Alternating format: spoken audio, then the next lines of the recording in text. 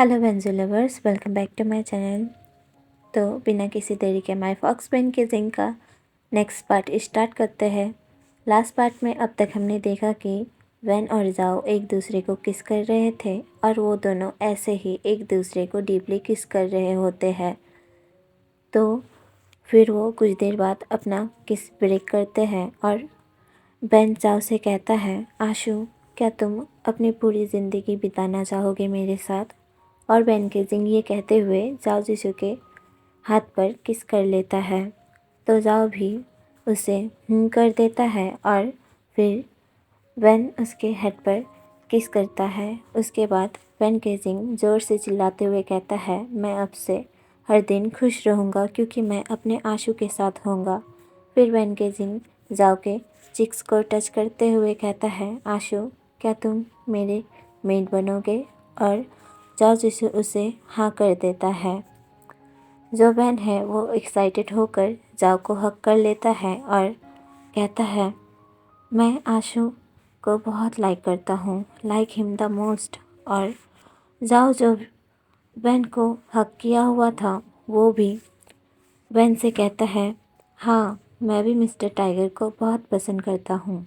ऐसा कहकर जाओ वैन को और भी टाइटली हक कर लेता है और जाओ अपने मन में कहता है, अब जाकर मुझे ऐसा लगता है कि मैं भी किसी के लिए इम्पोर्टेंट हूँ सबसे पहले। फिर जाओ वैन के जिंग के हेड पर देखता है तो वो वैन के फॉक्स वाले एयर को देख लेता है जो कि इतने समय से बाहर निकले हुए थे। वो अब जाकर उन पर ध्यान देता है और वो अपने मन में कहता है, ये क्या है? वो वैन के एयर्स को ही देख रहा होता है। अब वैन केजिंग उसे हक करना छोड़ देता है और वो अपने आशु के हाथ को पकड़ लेता है और कहता है, चलो जल्दी घर चले। ऐसा कहकर वो जाओ को पकड़कर घर की ओर जाने लगता है और जाओ जो बस वैन के एयर्स की ओर ही देखे जा रहा था। फिर वो वैन से कहता है कि रुको। तो वैन रुक जाता है और वो अपने पपी वाले आइस करके जाओ की ओर देखता है और उससे कहता है, क्या हुआ आशु? और जाओ जो वैन के जिंग को ऐसे ही देखकर थोड़ी देर फ्रीज हो जाता है और वैन के एयर्स की ओर देख रहा होता है। फिर वो अपने मन में कहता है, ये कान हिल रहे हैं, ये कोई टाइगर के कान तो नहीं हो सकते, मैंने इन्हें कहीं तो देखा है। अब वैन केजिंग कहता है, क्या हुआ आशु? जल्दी घर चलो या फिर हम यही करना शुरू करें। वैसे मुझे कोई दिक्कत नहीं है।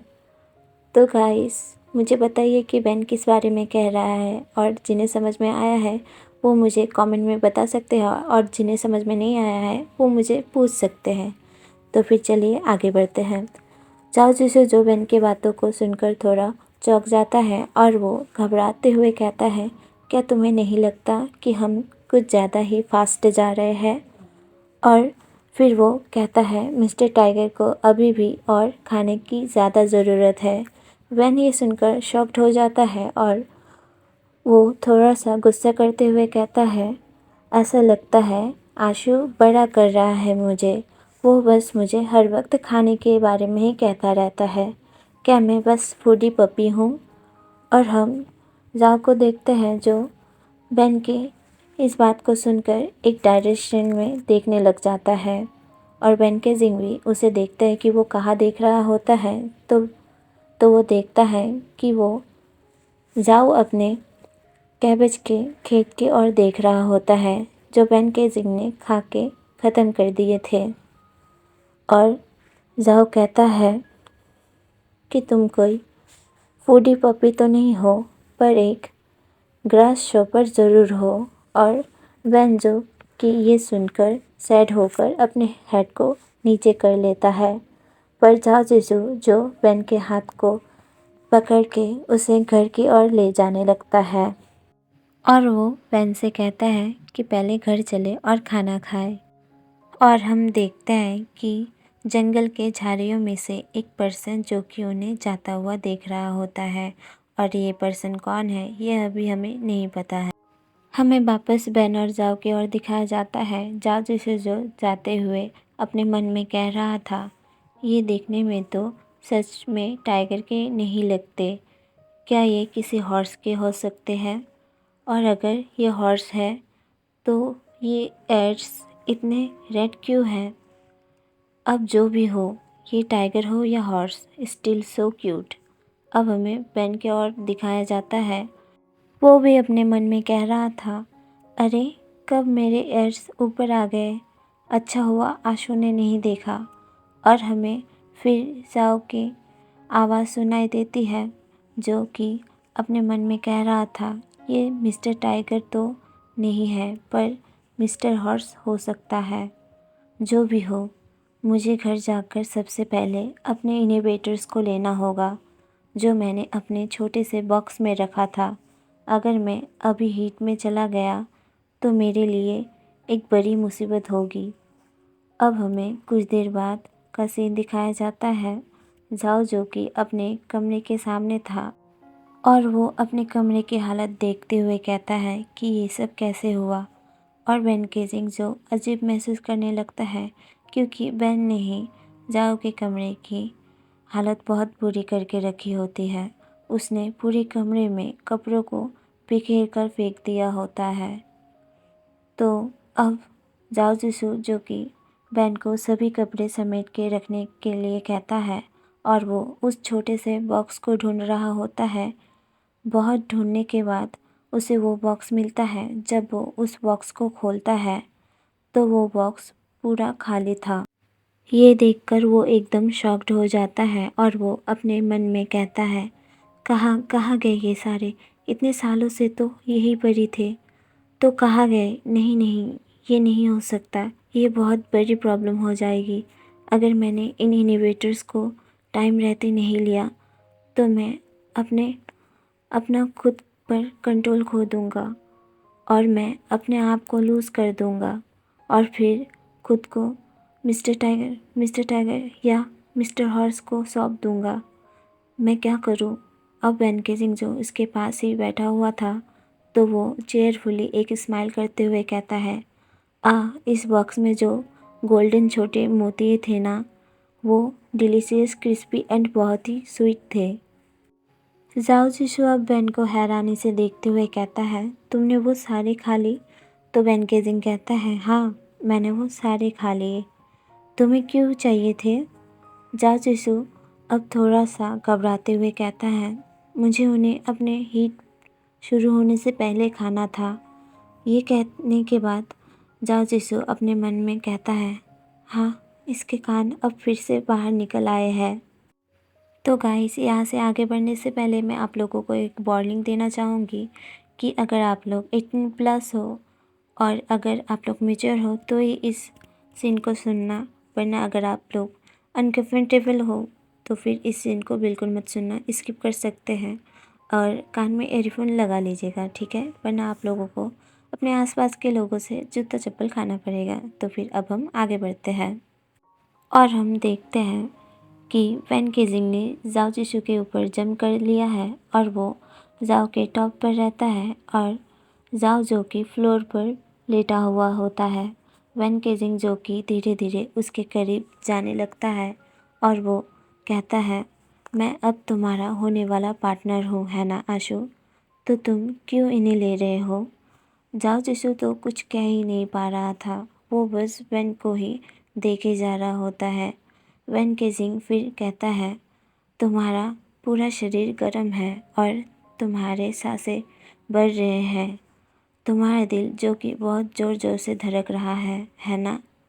फिर वैन जाओ का हाथ लेता है और वो उससे खुद के मेन पार्ट को टच करवाते हुए कहता है, जब भी मैं आशु को देखता हूँ तो ऐसा लगता है कि ये एक्सप्लोर होने वाला है। और वो और भी ज़्यादा टच करवाते हुए कहता है, मुझे टच करो आशु। अब जाओ जिशु भी उसे हैंड जॉब देने लगता है और वैन केजिंग कहता है, बहुत अच्छा फील हो रहा है। फिर वो जाओ के लिप्स के पास जाकर कहता है, अब से तुम उन्हें नहीं खाओगे, अगर तुम्हें खाना है तो तुम मुझे खा सकते हो। ऐसा कहकर वो जाओ को डीपली किस करने लगता है और वो अपने टंग को जाओ के टंग से मिलाकर उसे सक करने के बाद वो उसे बाइट कर लेता है। फिर वो जाओ के नेक पर किस करते हुए लिक करता है और अपने एक हाथ से वो जाओ के ब्रेस्ट को रब कर रहा होता है, जिस वजह से जाओ उससे कहता है रुको, मुझे बहुत स्ट्रेंज फील हो रहा है। पर बेन केजिंग बिल्कुल नहीं सुनता और वो अब जाओ के ब्रेस्ट को और भी रफली टच करने लगता है। फिर वो वहाँ पर लिक करता है और सक कर रहा होता है, जिस वजह से अब जाओ खुद पर कंट्रोल नहीं कर पाता। फिर वो अपने दोनों हाथों से वेन केजिंग के हेयर्स को पकड़ लेता है और बहुत ही स्ट्रगल कर रहा होता है।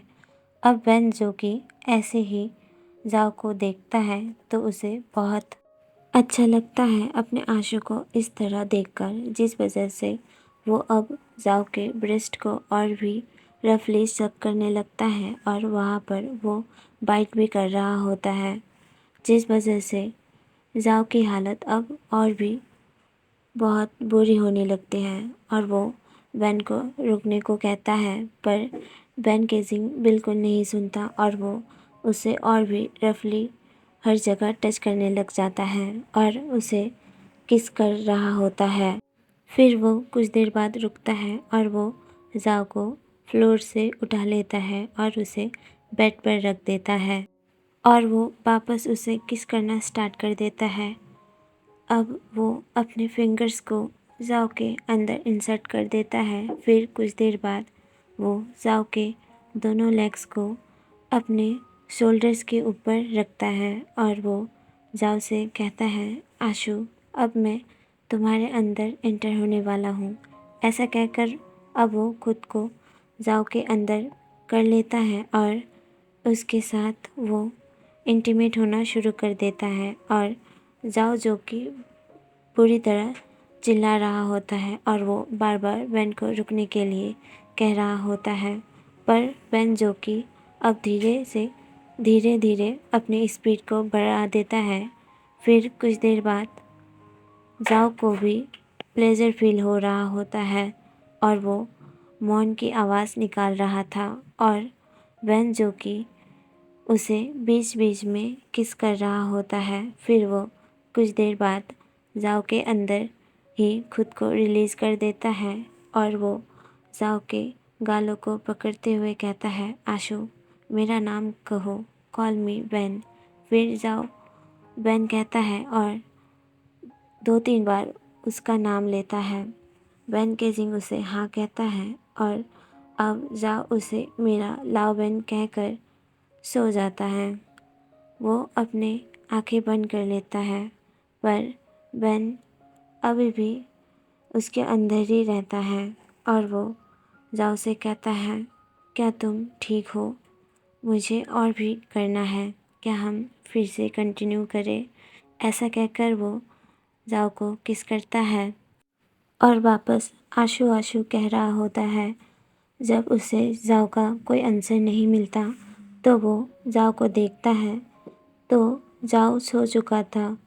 फिर वो जाओ को कहता है नहीं, तुम अभी नहीं सो सकते, ये सोने का वक्त नहीं है आशु, उठो।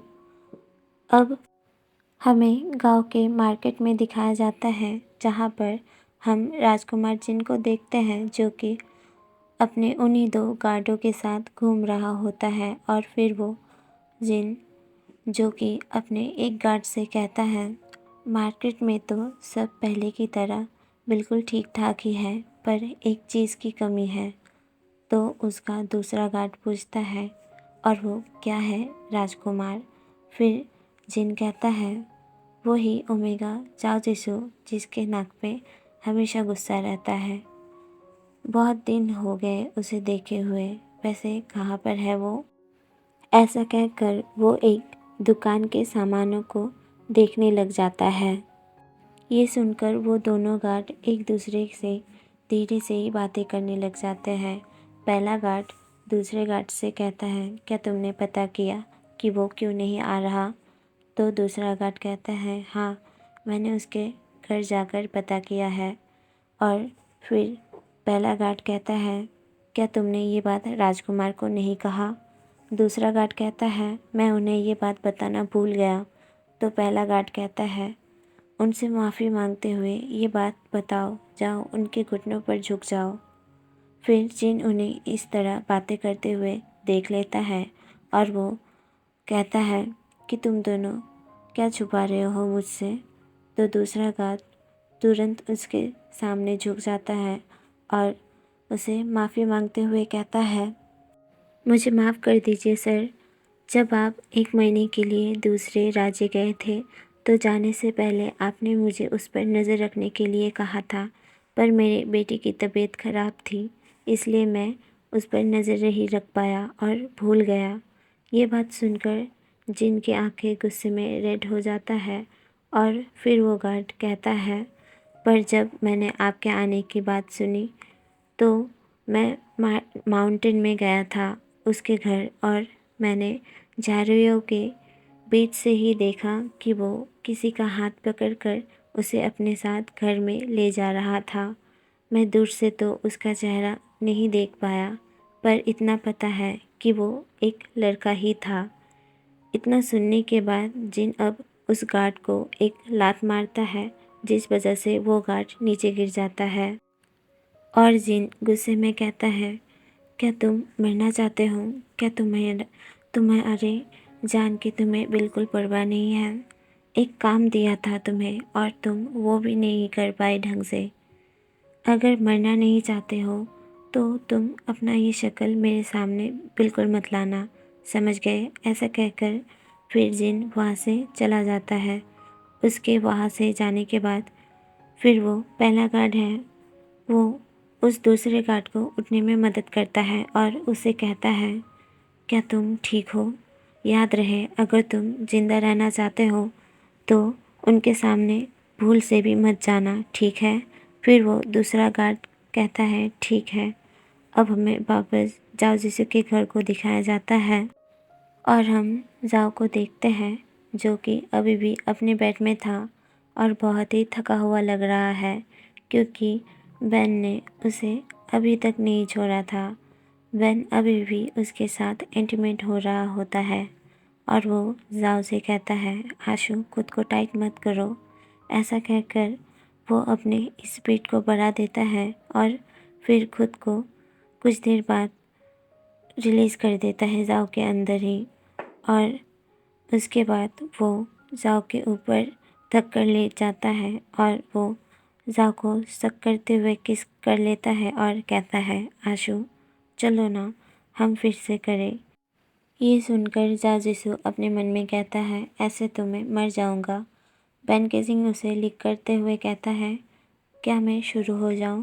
तो जाओ कहता है, आज के लिए ये बहुत है, मैं बहुत थका हुआ हूँ। ये सुनकर बेन केजिंग मुँह बनाते हुए कहता है, आशु का शरीर बहुत कमज़ोर है।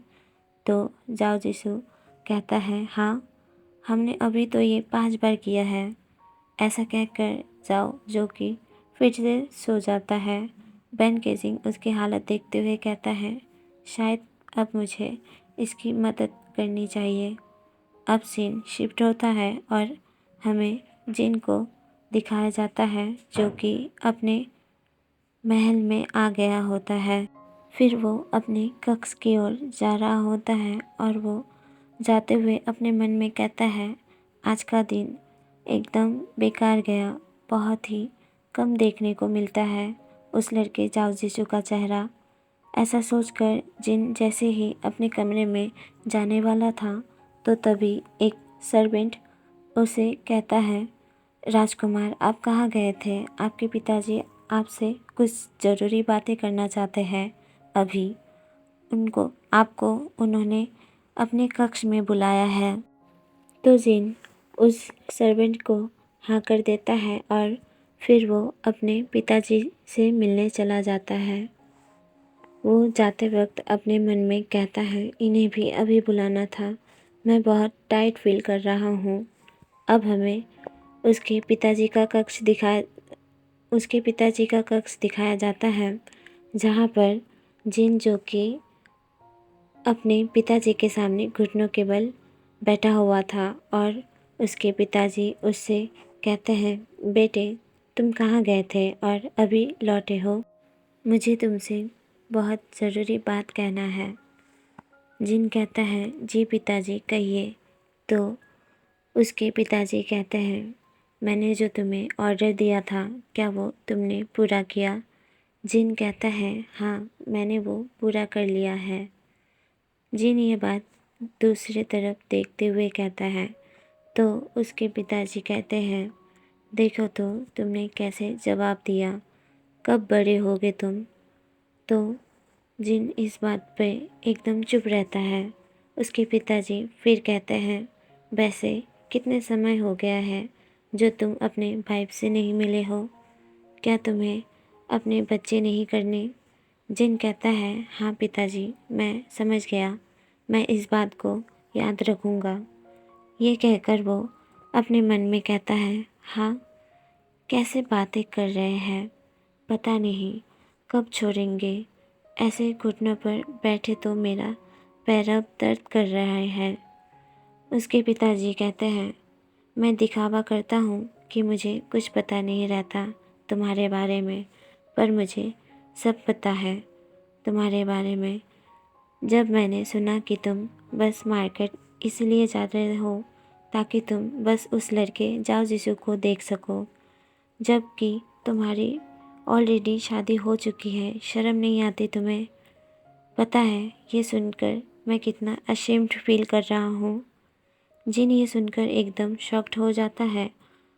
उसके पिताजी कहते हैं, अगर तुमने खुद को सही नहीं किया तो तुम्हारे राजकुमार का पद छीन लिया जाएगा और तुम्हारे छोटे भाई हैनिंग को राजा घोषित कर दिया जाएगा, समझ गए? अब जाओ यहाँ से और अपने वाइफ से मिलो। जिन ये सुनकर बहुत ही गुस्सा हो जाता है और वो अपने पिताजी से कुछ कहने ही वाला था कि आप मेरे साथ ऐसा नहीं कर सकते, पर उसके पिताजी उससे पहले ही उसके ऊपर एक कप से उसके ऊपर फेंक मारते हैं और उसे चुप रहने को कहते हैं और यहाँ से चले जाने को कहते हैं। तो जिन चुप हो जाता है और उसके पिताजी के कक्ष से वो जाने लगता है। उसके पिताजी के कक्ष से जाने से पहले उसके पिताजी उससे कहते हैं, याद रहे कि मुझे ये बात दोबारा सुनना ना पड़े, ठीक है? तो जिन इतना सुनकर वहाँ से निकल जाता है और जाते हुए खुद से कहता है, ये आदमी पागल हो गया है। मैं अपने सौतेले भाई से काफ़ी ज़्यादा बेहतर हूँ। अगर उस जाओ जिसू को अपने साथ नहीं रख सकता तो मैं क्या करूँ? फिर वो कुछ देर बाद, हाँ ये ठीक रहेगा, अगर मैं उसे अपने पास नहीं रख सकता तो मैं उसे ब्रोथल में बेच दूँगा। हाँ ये सही रहेगा। ऐसा कहकर वो एक इवल स्माइल करता है और फिर वो कहता है, मैं ब्रोथल तो जा ही सकता हूँ, इस तरह उसके साथ जितना मज़ा है तब कर लूँगा और इस पागल आदमी को कुछ पता भी नहीं चलेगा। मैंने सुना है कि वो माउंटेन में रहता है। आ रहा हूँ मैं जाओ जिसू। अब सीन कट होता है और हमें वापस वैन और जाओ को दिखाया जाता है। जाओ जिसू जो कि बेड पर लेटा हुआ था और वो अभी भी सो रहा होता है। बेन के जिंग ने उसे पूरी तरह क्लीन कर दिया था, पर जाओ जिसू अभी भी निकट ही रहता है और बेन ने खुद को भी क्लीन कर लिया होता है। फिर वो जाओ के पास आता है और वो जाओ के गालों को टच करते हुए कहता है कि आशु उठो। अब जाओ भी अपनी आंखें खोल लेता है और वो बेन के हेयर्स को पकड़ते हुए कहता है, क्या हुआ, मुझे सोने दो ना। तो बेन के जिंग कहता है, आशु अब मैं अपने घर जाने वाला हूँ और यहीं पर ही हमारा ये पार्ट ख़त्म होता है। तो गाइस बताइए कि आप लोगों को आज का ये पार्ट कैसा लगा है। मुझे पता है मैं उतने अच्छे से मतलब कि उनके रोमांटिक सीन्स को एक्सप्लेन नहीं कर पाई, क्योंकि मैंने ऐसे सीन्स आज पहली बार एक्सप्लेन किए हैं तो मेरे लिए थोड़ा सा डिफ़िकल्ट है, पर मैं कोशिश करूँगी अच्छे से करने की और भी आगे जाके। मैं दूसरों का सुनती हूँ, उनका मुझे बहुत अच्छा लगता है, वो लोग बहुत अच्छे से कर पाते हैं, पर मेरा ये फर्स्ट टाइम है। तो आप लोगों को जैसा भी लगे प्लीज़ मुझे कमेंट में ज़रूर बताइएगा। अगर आज का भी वीडियो आप लोगों को पसंद आया हो तो प्लीज़ मुझे लाइक शेयर कमेंट करना ना भूलें और मेरे चैनल को सब्सक्राइब कर लीजिए ताकि आप इसके आने वाले पार्ट्स के साथ बने रहें। ओके, अब हम मिलते हैं इसके नेक्स्ट पार्ट में। Okay, tata bye bye.